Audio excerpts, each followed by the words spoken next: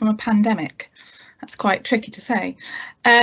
Welcome, thank you for joining us. I'm Lucinda Morton, I'm the Head of Study Hire, and I'll be chairing this breakout session this morning.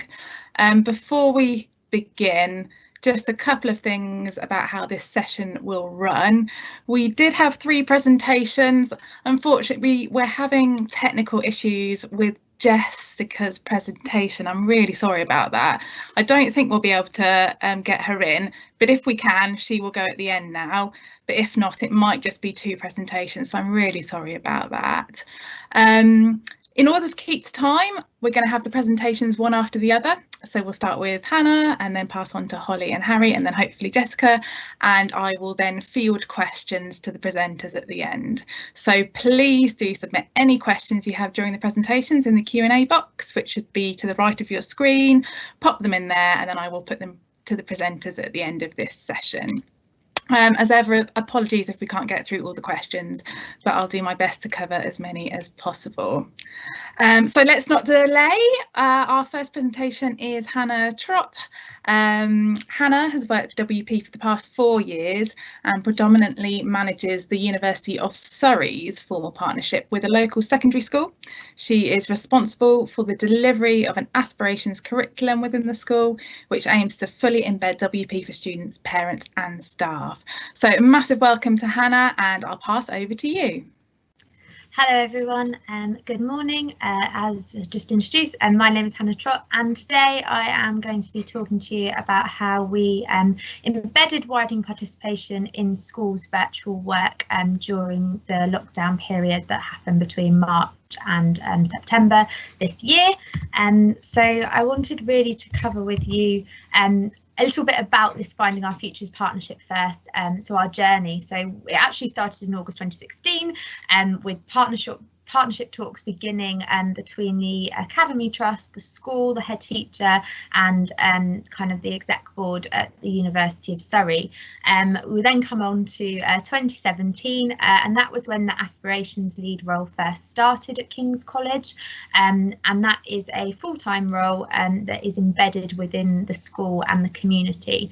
2017, 2018 was the first full academic year, and we began to kind of really test and push kind of what we wanted to do within that partnership before formally launching our Finding Our Futures programme, which is our 5 years aspirations curriculum in 2018-2019. We started 2019 off, as I'm sure we all did, thinking that we were going to run a very similar programme to what we did the previous year and would keep on going with that, and in some respects we did, and then around March everything changed and we learnt to adapt, and then I'm briefly going to talk about as well today how that adaptation period has learnt to a new way of thinking and some new lessons for 2020-21, where we've started, we're back in school, and a new year is upon us in a slightly different format. To give you a bit of context about King's College Guildford, it's situated in Guildford in an area of Guildford called Park Barn, and it's less than a mile from the University of Surrey. However, Polar 4 data couldn't make it look kind of much less stark, really. So the University of Surrey and the majority of Guildford kind of sits around quintile 4 or 5, with some areas of 3, and then there are 2 pocket areas. One is strongly covered by our colleagues in the NCOP who work kind of with that area, and then King's College sits another side, and its participation is 17.8%. So it's really small in comparison to the rest of Guildford, which is one of the reasons why we partnered with the school and is one of the reasons why we work with them so closely. As a school population and community, it's really unique in that 66% of students would be classed as disadvantaged in some way, and that's not taking into respect those that are also first generation, BAME and also SEN.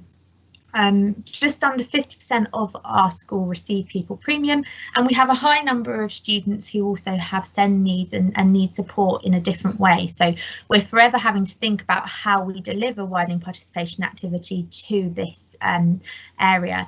In terms of COVID, and it's already been spoken about today, this idea of digital poverty and digital literacy, that was also a huge barrier for the school, involved kind of people donating or investing in electronic equipment to send home, and also providing kind of dongles and Wi-Fi packages to be able to make that kind of remote learning experience work. So the role that I take on in the school is to be the aspirations lead, and so I'm kind of a WP coordinator in terms of university speak, and then aspirations leads in terms of school language, and I also support with the careers lead side of things with the SLT of the school there. I'm employed by the University of Surrey, but I'm recognised as both a University of Surrey staff member and a school staff member, and I predominantly will spend my days within the school. It's all around building in that attainment and aspiration support for the school and integrating the university community with the school community, which is what we've been doing over the past 4 years now. So working virtually, so it all had to change in March, and I thought it would be interesting just from a school's perspective for you to be aware of kind of what the school did to change that approach to how they were going to deliver their curriculum and their lessons online. So they took an online approach for year 7 to 11. Year 11, it was almost offering additional kind of tasters and opportunities, so kind of almost like college tasters. So some teachers did some English literature A-level work and some psychology work. I put on some tasters for some different subjects that they might encounter at A-level. We had a student learning environment and online resources, which kind of was the hub and the message board for all of those learning opportunities and lessons. Zoom lessons took place, so the Academy Trust chose to go with Zoom, and that was done kind of for students to be able to have at least some live lessons with their teachers. And there was this whole idea of email and phone call pastoral support, accessing the digital learning. So a lot of schools' resources initially were around making sure those students could access the work either by having the device or also how to actually log on to the SLE or SAM Learning. I'm not sure how many times our IT team had to reset passwords, but I'm pretty sure it happened a lot. And then also this idea of digital literacy, so supporting them in understanding how to send emails or how to download a file, were all part of that kind of working virtually period. So from a WP perspective, we had to respond as well, and when the school kind of went online, I did too, as it were. And so we had a message board that was dedicated to our Finding Our Futures programme, which had kind of links, opportunities, activities that students could engage with. And we put on virtual extracurricular opportunities, so we know students were interested already in wanting to have a Latin and Classics club in school, and we had a strong group of students who were doing ballroom and Latin lessons with our student union society before lockdown.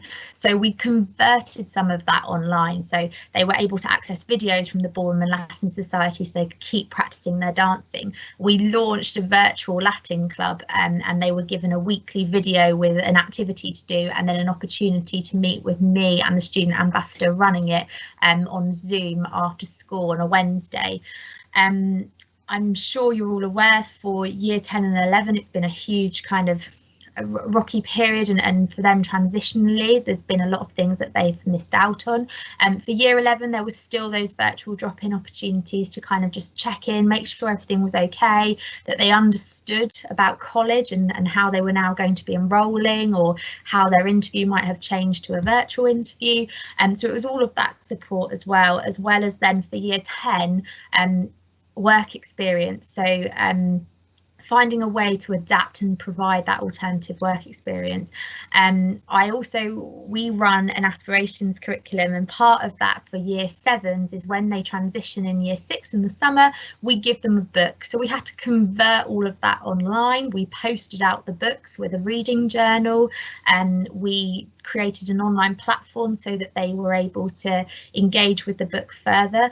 And we also developed a new set of transition resources in collaboration with the WP&O team at Surrey around this idea of transition, so that they had resources and workbooks that they could have at home whilst not being able to physically visit the school. As I've said, and I won't touch upon it too much because my colleagues are also here today, but working with WP&O is also a huge part of it. So we're able to kind of share ideas, and from a school perspective, I'm able to say how schools are responding, and they're able to then adapt as well. We also started a virtual teaching assistants book group at King's. It was a physical book group to start with, and it was for our teaching assistants, and it was an opportunity for them to expand their own knowledge of certain educational areas and get the chance to kind of have their own CPD in an independent way. So we provided them with a book. We'd started with emotional wellbeing. We then moved on to a book about autism, and during lockdown that became a physical to a virtual book group, and it was a really positive way to also keep a community spirit for those teaching assistants within the school, and also for them to have something to focus on in terms of their own development. And it was something that we then expanded on and offered across Surrey with the WP&O team. Work experience. So work experience unfortunately wasn't able to happen, and for thinking about 2020 to 2021, and it's something that keeps me up at night, that it might not go ahead this year as well, and how we can change and evolve. We responded really quickly and came up with this 4-week online alternative work experience. We collaborated with employers and the university to really provide this within school as an opportunity. So year 10s, it was a compulsory part of their kind of weekly timetable of learning, and it was focused on the labour market, HR and wellbeing, recruitment and leadership, and creativity in the workplace.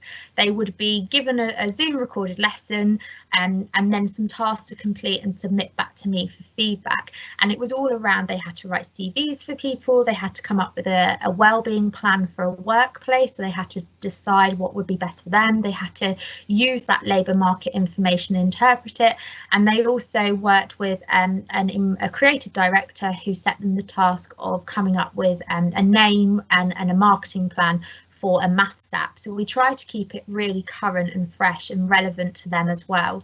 Alongside that programme culminated in a next step session, which focused on further education and higher education. So we're always trying to embed what schools have to deliver through Gatsby benchmarks or through the curriculum with kind of what we need to offer aspirationally through our logic model, and kind of marrying the two into these embedded opportunities. Collaborative working, so we work really closely with the WP&O team at Surrey, and I think because the aspirations is so embedded within the school, what happens is parents are now more comfortable with just applying themselves for programmes that other universities offer, or they're really comfortable with the idea of their students visiting lots of other universities. And so we were able to see really high engagement from certain students accessing different resources, so such as book access scheme, which really allowed students the opportunity to receive new literature at home. We constantly evaluate this partnership, and evaluation has been really interesting during this lockdown period. So we have logic model outcomes, we do kind of individual evaluations for each programme that the students are a part of, but we also do a Finding Our Futures annual survey. We've run that now for 3 years. There was the 3rd year this year, and the annual survey usually is kind of a paper document that covers kind of their year. Naturally, we weren't in school, so we had to take it online, and I think one of the biggest lessons learned is actually engagement from students and also from staff filling that in, was pretty level with what it would be if I were going around haranguing them to fill in the forms and asking them to make sure they were completed. And it was a really positive step, I think, in showing us that the kind of evaluation is as embedded now as the aspirations lead in the school. So 2020 to 2021, we are back in school, and I have been back now since September in school as well, albeit in a slightly different fashion with lots of different bubbles and different practices.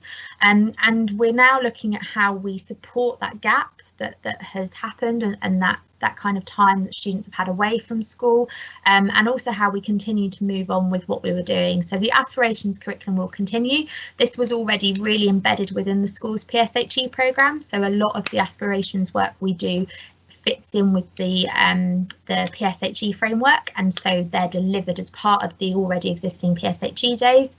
And then for this term in particular, as we're unable to go on more of those excursions and trips that I would do to other universities, we're focusing around that attainment support and booster interventions. So my time in school will be helping support reading intervention attainment and organising subject mentoring for GCSE students and things like that. So really kind of targeted interventions that are supporting those students that we know have struggled during the lockdown period because they haven't had the same access to education as others may have had.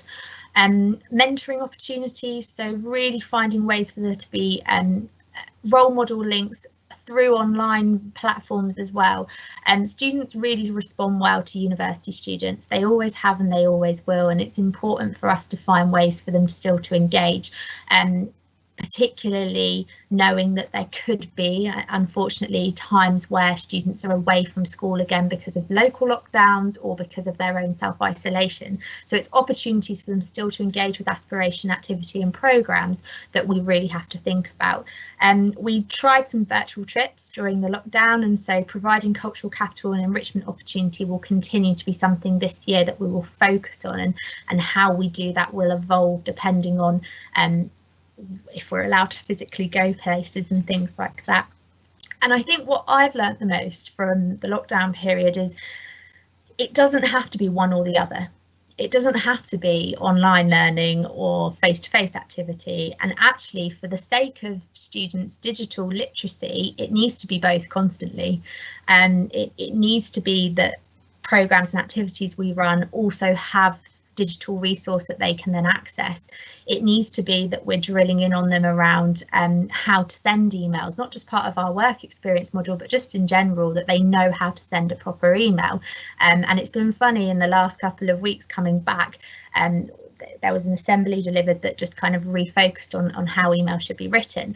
And now the amount of emails from students I'm receiving with "Dear Miss" and "Kind regards." And it's really that we just need to keep doing. We just need to keep building actual digital resource and opportunity into physical activity and combining them. And for us, it will be a wellbeing focus as well.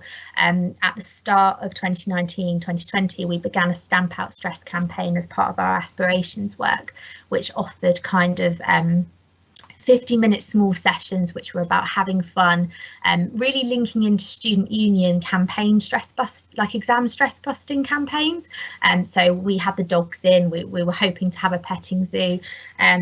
We had to cancel our silent disco just because of lockdown. So we were trying to build in things like that, as well as opportunities to learn more about wellbeing and how to manage their own wellbeing, and working with the Centre of Wellbeing at the university to really collaborate on that as well. And so that will continue this year.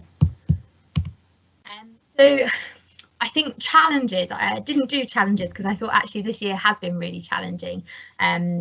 Engaging parents and students, helping support them, and actually in some ways aspiration being an additional thing in lockdown, and if they wanted to they should, but it couldn't be the full focus because sometimes it was just difficult to figure out how to even do a maths problem when you didn't have your teacher there to show you.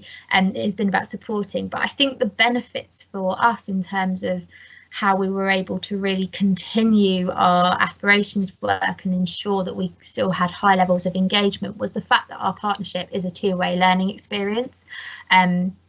the school and the university, we constantly work collaboratively to figure out the best way. And I think because we were already embedded, it was really easy to just offer those programs and to kind of the school to say, OK, Hannah, we've got this gap of work experience. How will we kind of work on that and things like that? We're able to do it. As well for our local community, the local community are aware of the university and the school being involved with each other, and it really helped actually to be able to then link in people and the community during the lockdown. And I think as well it continues to allow us an opportunity to be innovative and experiment with our ideas, and we've been able to really do that during lockdown. We've tried different things, we've looked at different programs and opportunities, and our students have responded really well to them. And I guess now it's how we continue to develop that whilst being back in school, and an emphasis being back on education, which rightly so it has been the whole way through. Schools obviously have got a lot of work now to do, and ensuring that students have the right transitions now to college, and so a lot of my work at the moment is also around those next steps for those year 11, so really starting them off with their final year positively, and that's kind of just how we work and together really. And that is the end of how we've embedded widening participation in schools' virtual work. Hollie, sorry, Hannah, thank you ever so much for that. That was really interesting, really insightful. What I'm going to do is pass on to the next presentation, and Hannah, if I've got any questions for you, we will come back to those at the end. Thank you very much. So quickly moving on, unfortunately we still can't get Jess in, I don't think, so I'm going to move on to our next presentation, which is from Hollie Baker and Harry Deards. We can see your presentation already, which is fantastic. So Hollie is the Deputy Head of Widening Participation and Outreach at the University of Surrey, which is actually the lead institution for HEON, the UniConnect programme, and Harry works as the Outreach Hub Officer for HEON. And over the past year, Harry's led on the development of the Outreach Hub. So Hollie and Harry, I will pass on to both of you. Thank you very much.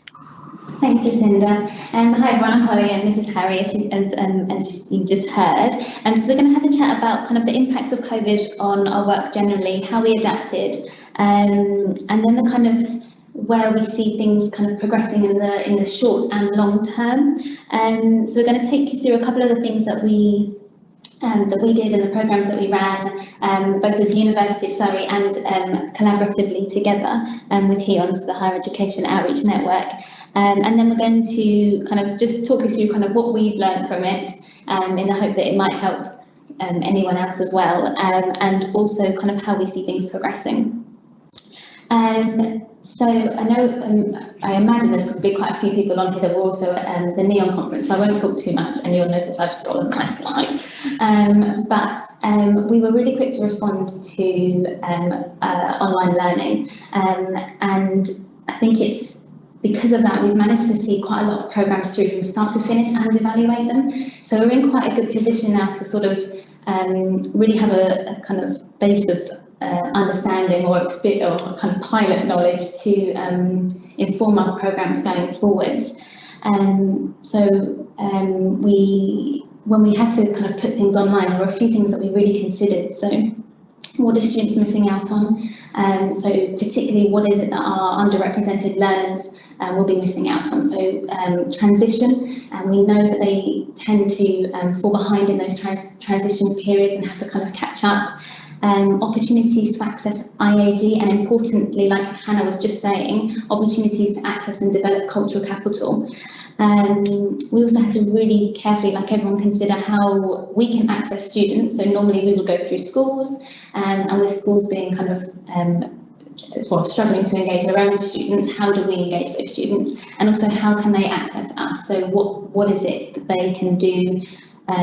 Is it that we are using computers? Is it that they are having to have like stuff posted to their houses? Like how can we access these students? And we're also really, really conscious of the education disadvantage gap.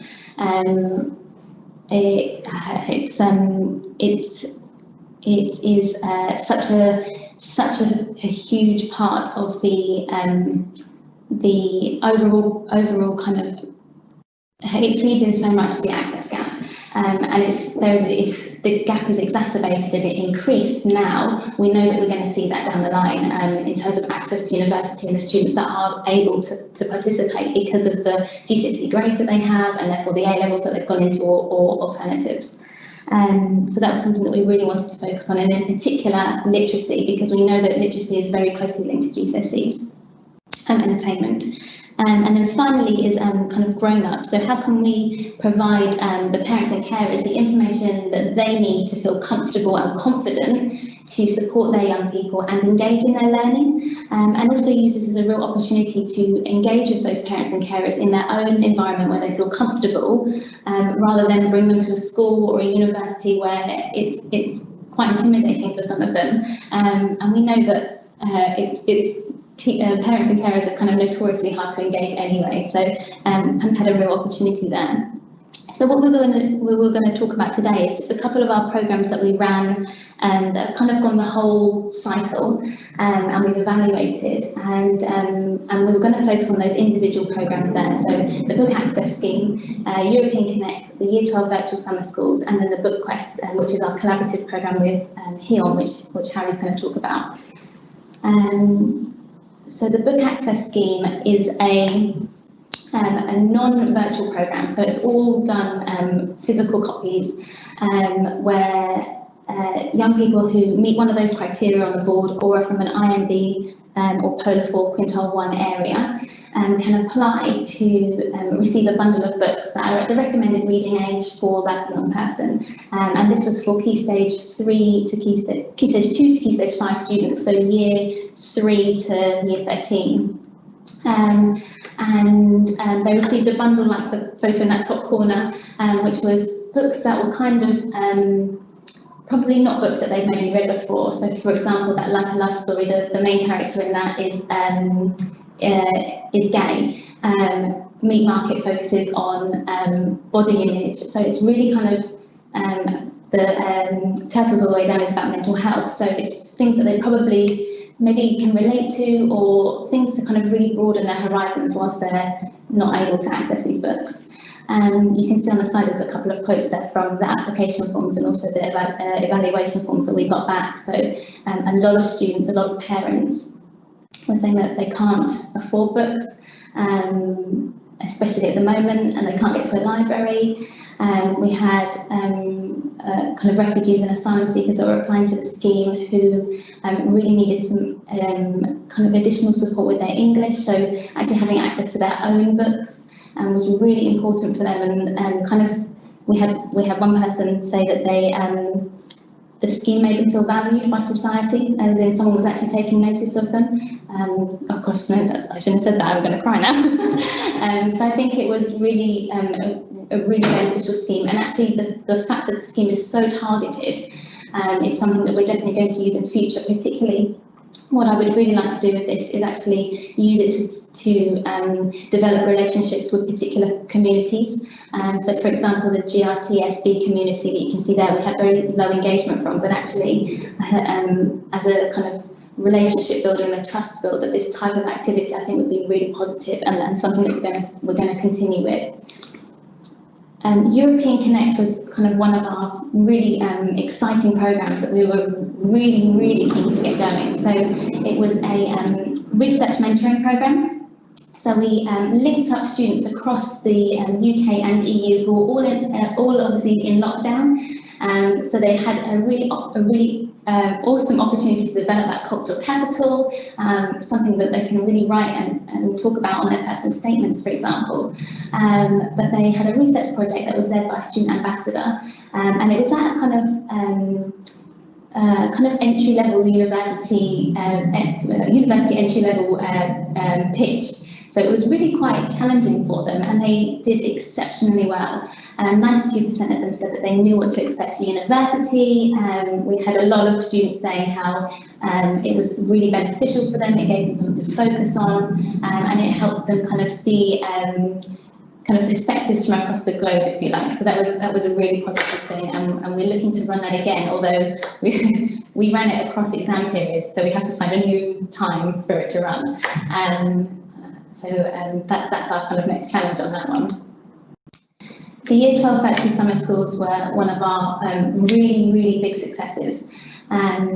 So we had just under 300 students join us for a week of activity. So each, we run full faculty weeks, if you like, and we had the students join us for a week of live and pre-recorded academic and IED sessions. They were enrolled onto the Surrey Learning VLE, and the idea of this was really to really focus, and like all summer schools are, to give the students an opportunity to see themselves at university, to feel that sense of belonging and community that you get from being at university, and to kind of help them see that, yes, you might not be here, but actually, you know, university could be for you. So they had access to this timetable of academic and IED sessions. They had a group research project that went on throughout the week, so we used Brightside. So they had a question set from the beginning, and by the end of it, they had to have come up with this research project with their group members and present it to academics and their peers at the end of the week. And they also had access to their subject-specific ambassador for one-to-one chat as well. And then finally, in the evenings, we ran social activities. So we had clubs and society tasters. So examples I can think of off the top of my head were tap. We ran a tap session, we ran origami, there was yoga, all sorts of things that meant the students could just get a little bit of a feel. And we also did a takeout and quiz night. So we sent each of the students a Just Eat voucher. They sat down, took part in a quiz. They were sending us photos of their curries and their Chineses, and it just felt like everyone was doing something together. And I think it's really important to point out as well that because of our safeguarding restrictions, none of the students could see or hear each other. They could see the presenters, they could see their ambassadors, but actually they didn't actually see another student, a Year 12 student at all, for the whole time. And we still got so much engagement. It was such a positive programme, and I know this is a very long slide, but I just wanted to share this with you because it looks like I've written it myself, because it is exactly what we want students to get from summer school. So I'll give you 30 seconds just to read that. I should have timed it.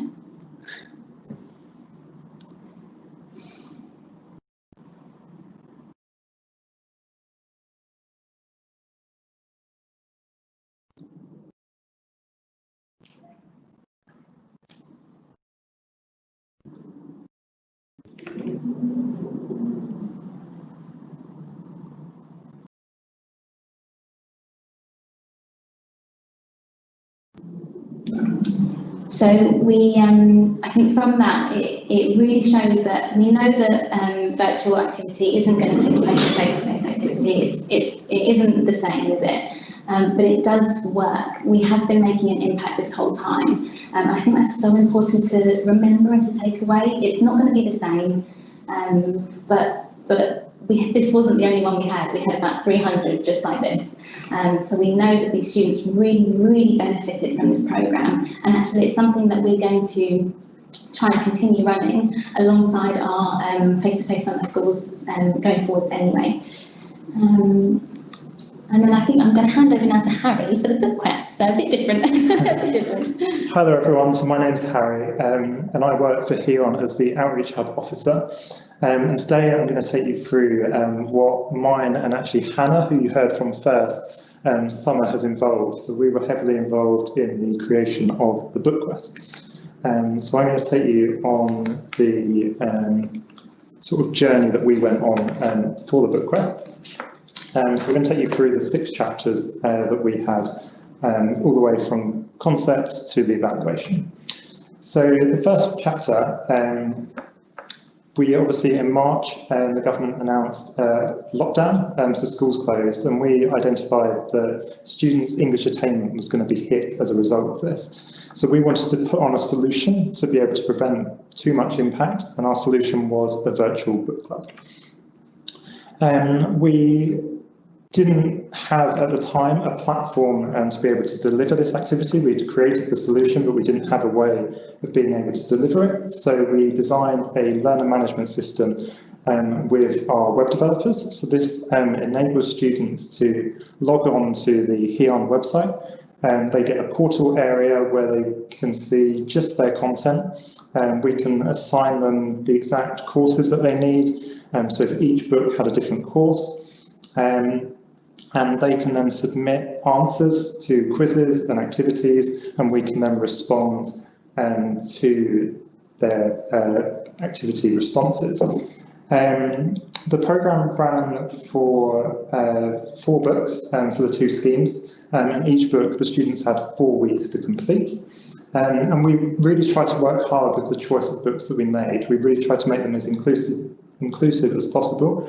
For example, An Island of Our Own is about a young carer, The Jungle is about a refugee camp in Calais, and Can You See Me follows the diary of a girl with autism. So we really tried to, similar to the book access scheme that Hollie was talking about, we really tried to pick books that covered a wide range of content for the student.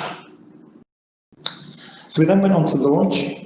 There were a few logistical problems around this. So the first one was that traditionally, if we'd have done a scheme like this, we would have ordered all the books to campus and distributed from campus. We decided that that wasn't going to be possible at the start of lockdown. So we then just used the book distributors to send directly to the students, which is something we haven't done before.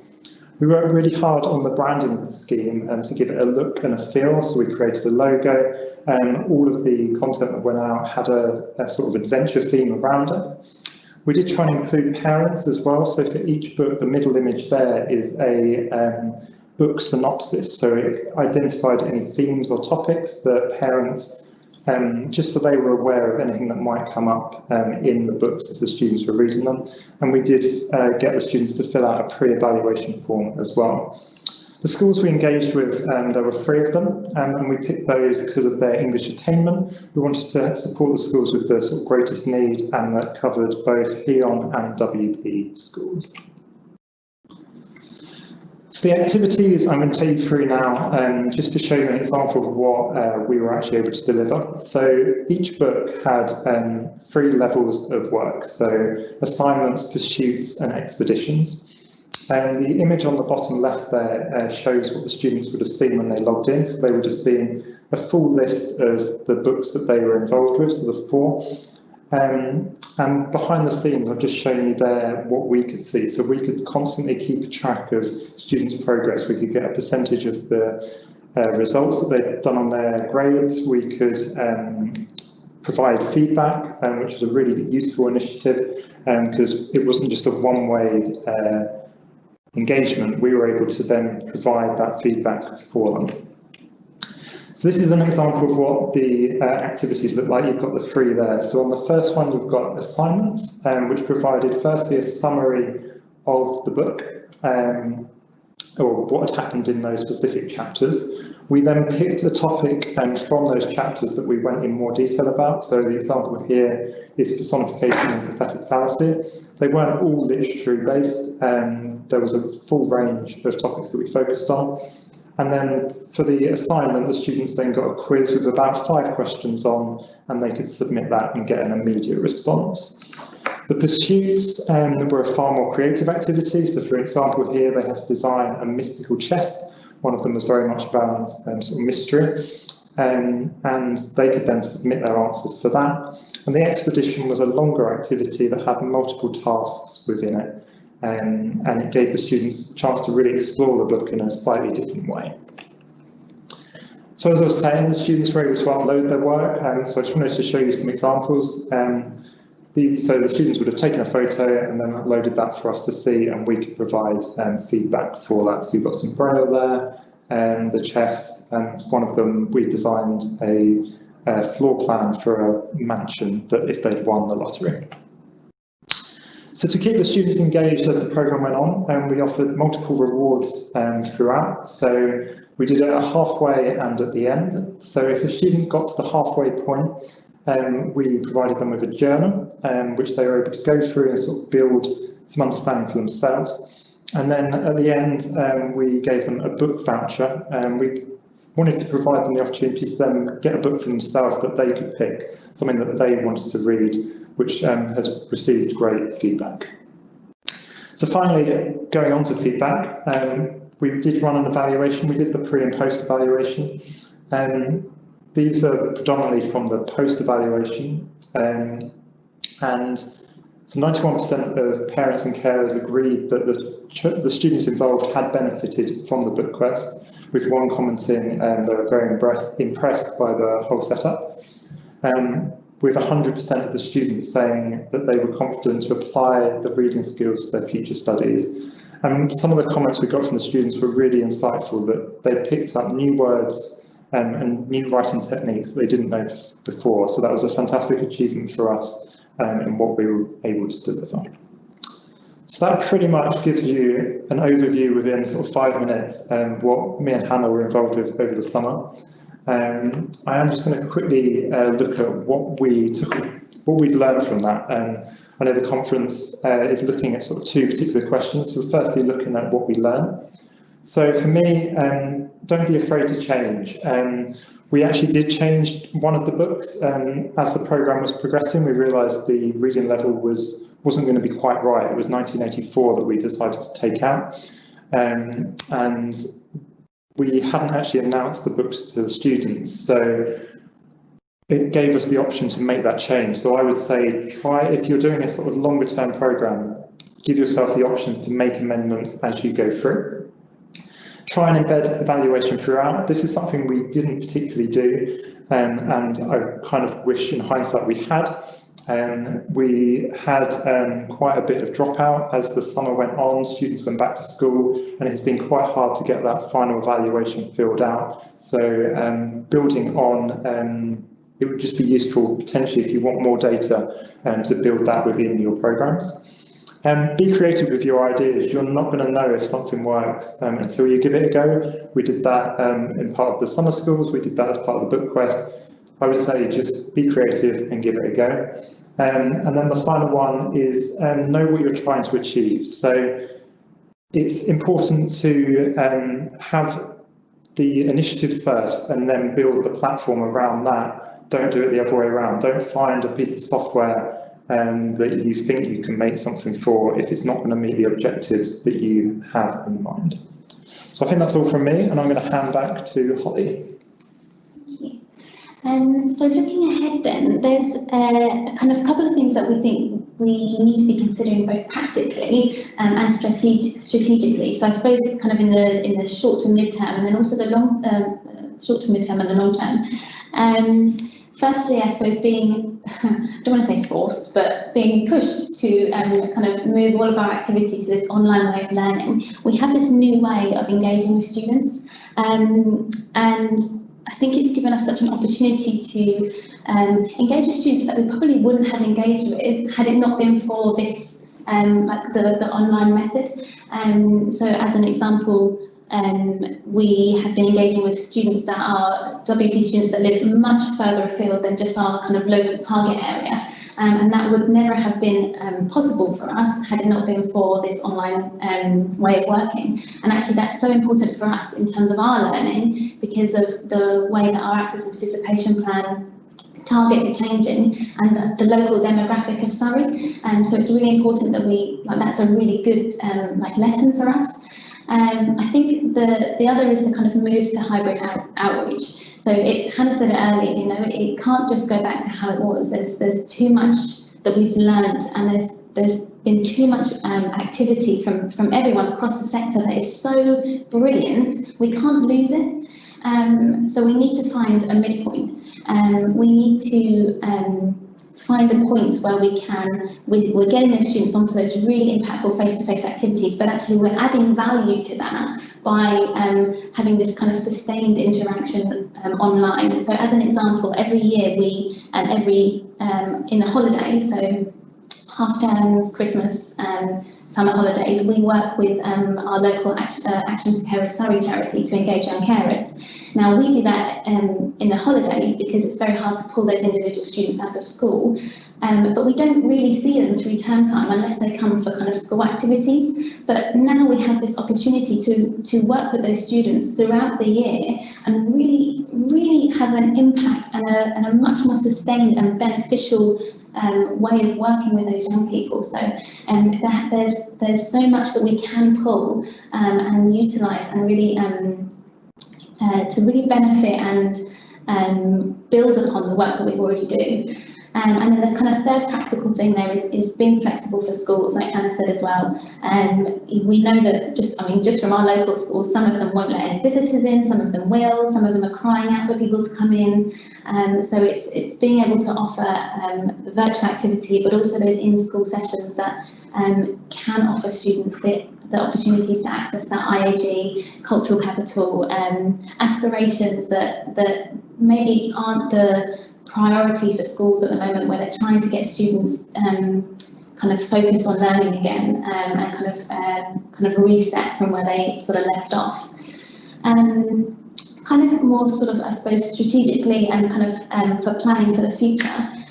We know that COVID has had a huge financial impact on a lot of people. We're going to see a massive increase in students that are eligible for free school meals, and we know the impact that has on young people and their attainment, their aspirations, kind of just overall really general, like socially and academically. The latest EPI, Schools in England annual report, kind of where it was touched on persistent poverty, and having persistent poverty has increased, and that was in 2019 before COVID. So it's likely that there's going to be even more of an impact there. An increase in young carers is a real concern for a lot of schools, and we ran a teacher survey. We ran a teacher survey to see the impact that COVID has had on their disadvantaged learners, and one of the key groups that they are concerned about is their young carers. The number of young carers has increased, and the number of hours that young carers and adult young carers are spending caring for loved ones has increased dramatically. You can see that the percentage of those have reported an increase of 30 hours and of 90 hours. Which is huge. So that's those that are already caring. So in Surrey, Surrey young carers have estimated an increase from 14,000 to 21,000 young carers based on the kind of calls and engagement that they're getting. So this is a really kind of key group. We know that these young people are more likely to, I think they on average will get something like 9 GCSE grades lower than their peers, and they're more likely to be bullied, they're more likely to have mental health problems themselves. So they're a really, really key group that we need to be running those targeted interventions for, like Hannah was talking about, to really support those young people with their aspirations as well as that attainment, and kind of the opportunity to be young people. And then finally, that GCSE attainment gap, it's not going anywhere. The latest EPI report, as I mentioned, actually talked about the gap is not closing, it's actually showing signs of widening, which is really concerning because the report was written with 2019 data, which means that the impact of COVID hasn't yet been fully understood on how that will affect that gap. And like I said earlier, that gap will have an impact on university access in 2-3 years to come. So that's going to be a really, really important area for us to focus on, whilst we're kind of supporting students to with their kind of growth mindset and thinking about kind of the future, their aspirations, also really looking at how can we support those young people. And I know a lot of schools are particularly concerned about the support that they might get through other kind of government initiatives because of how things have panned out previously, and are actually now turning to us for how can you help us with our young people. So we're running kind of subject-specific mentoring programs to kind of try and support those young people with just their confidence again, learning really. I think that was everything that we had. The only other thing I was going to mention as well is kind of priorities for schools. So we, just further to what Hannah said, we ran a teacher survey for all of our target schools that goes out to SLT. The three top priorities that were kind of across the board were preparations for GCSEs, so for year 10 and 11, wellbeing, support and resilience for all the schools, and developing literacy came out multiple times, and the kind of key areas of concerns for majority of teachers were years 10 and 11, free school meal students and young carers. It might not be the same for obviously you guys, not in Surrey, but for us, Surrey, Berkshire, Hampshire, East Hampshire, that's what we're looking at the moment. I think that's everything from me. Have you got anything that you wanted to add to that? No, that's great.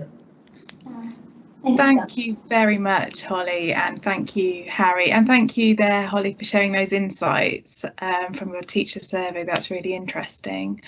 So we've got 10 minutes left now for questions and answers. We've had lots of questions, so you can definitely tell that those are really engaging and very interesting presentations.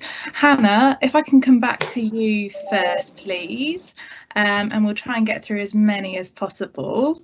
So Hannah, what activities are you planning to support attainment in your schools, and are you planning on using student ambassadors for that? Yes, so attainment activities in school, so one of the things that we're focusing on is year 11 revision mentoring and subject mentoring, which I'm doing in collaboration. I'm doing in collaboration with Hollie team at WP&O.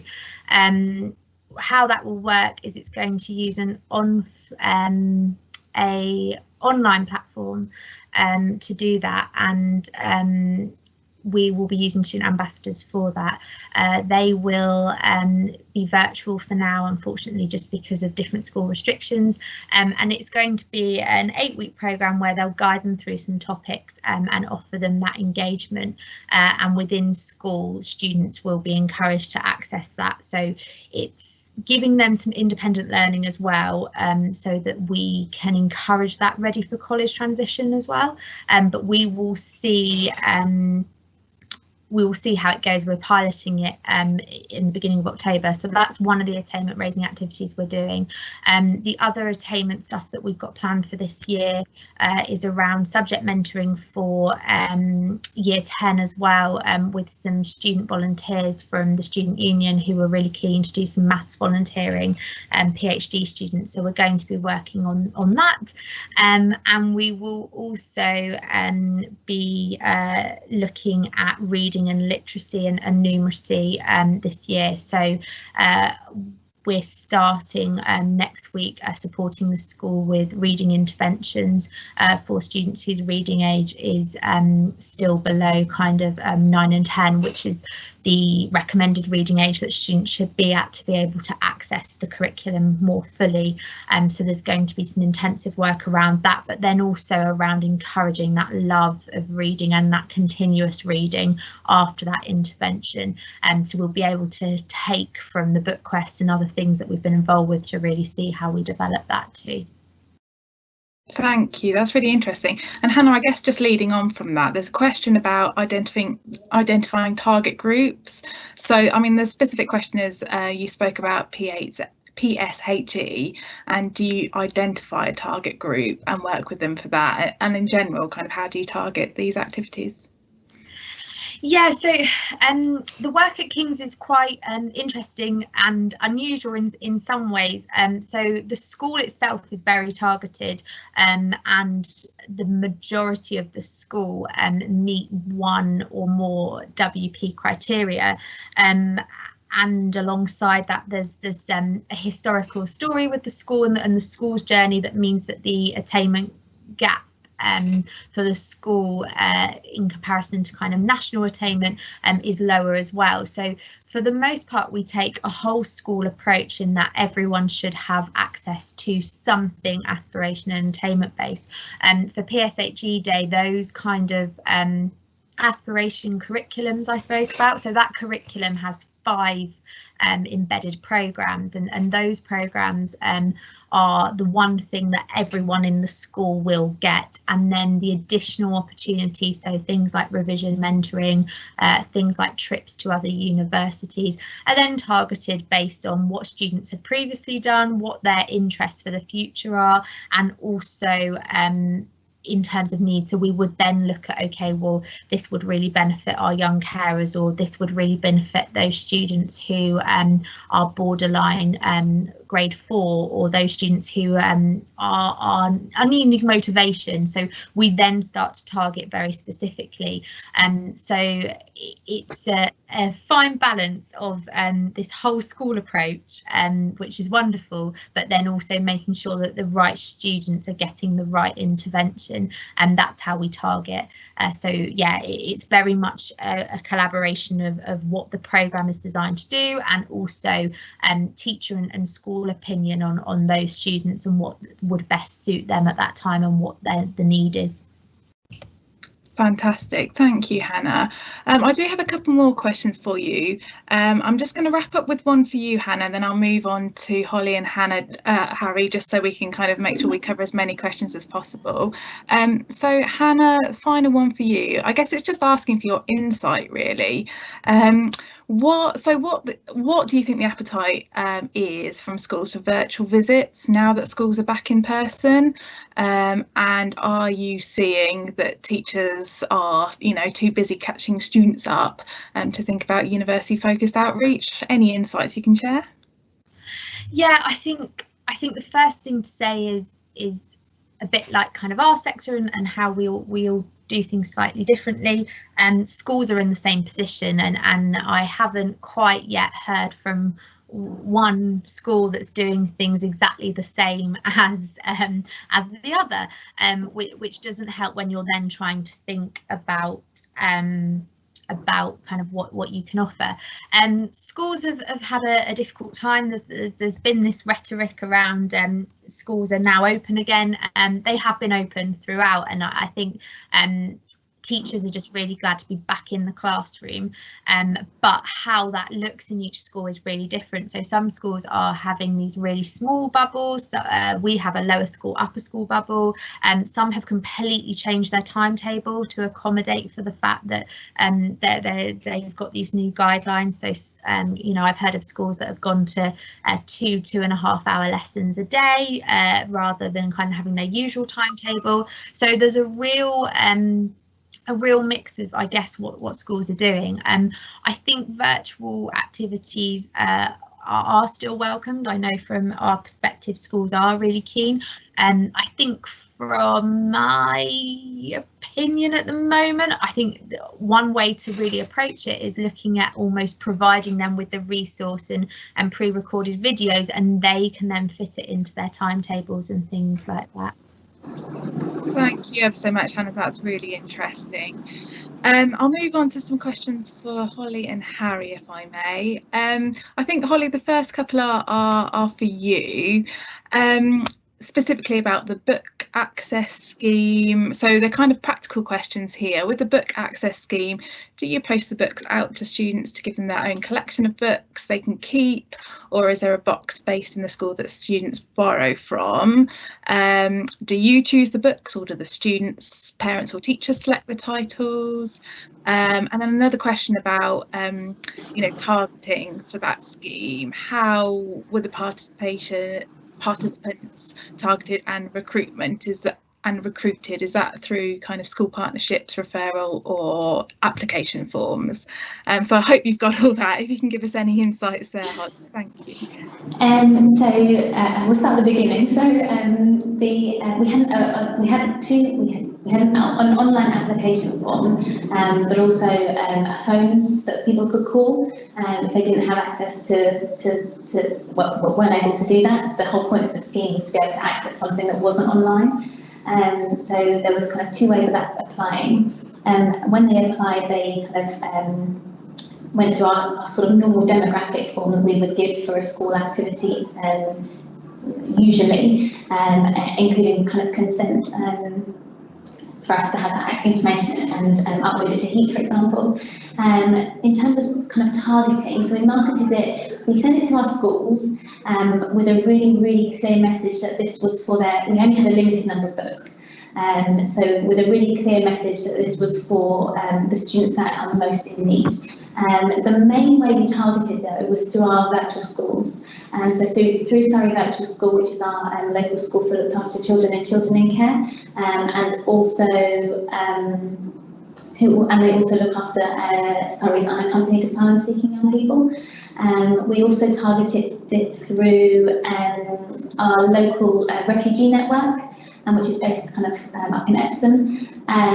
We targeted it through Surrey Young Carers, so our local kind of charity that supports young carers from 5 to, well, through to adulthood.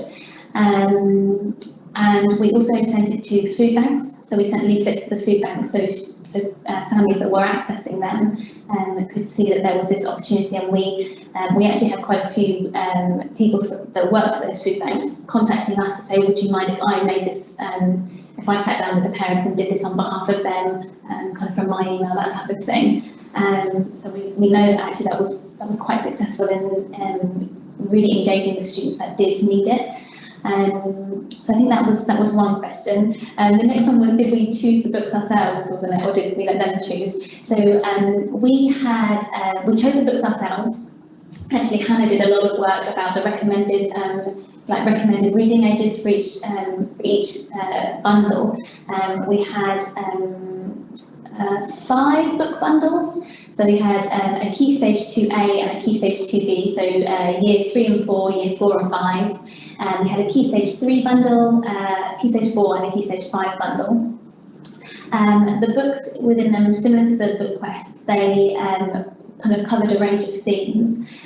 They were written by a range of authors, so we made sure that there were we had Black authors, we had authors that identified as LGBT. They covered a range of topics that they might not necessarily have come across before, and I think that being a really positive thing for a lot of reasons, also actually acted as a barrier for some students. So some of the feedback that we got back from, I tried going through the Surrey County Council to engage GRT students, so Gypsy, Roma and Traveller students, was that because some of the topics were a bit more kind of diverse than what maybe they were used to, that might actually be a barrier to their engagement, because it might be that parents thought that wasn't appropriate for the young people. And so that's something that we need to kind of really consider going forward to engage that group of that kind of community. So we did that, but then what happened when parents or carers or whoever it was that applied for that young person, they were able to select the book bundle that they wanted. So as an example, we had a number of refugee and asylum-seeking young people who were applying for book bundles that had from a key stage lower than what they were at, to support their English reading. So it was at a reading age that they were ready for, if that makes sense.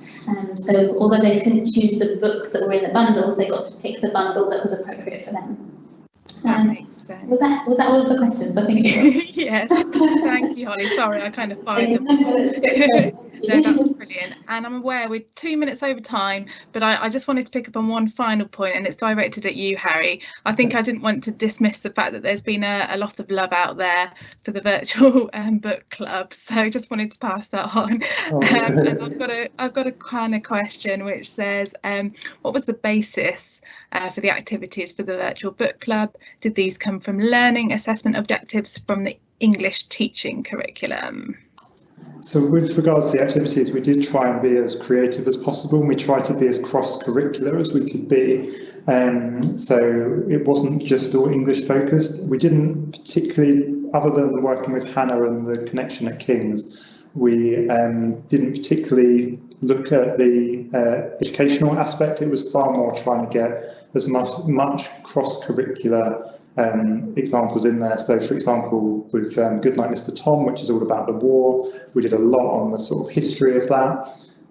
There were other elements within some of the other books that kind of we went into real detail on. So it was far more trying to provide cross-curricular than specific educational aspects. Thank you, Harry. That's really interesting to know.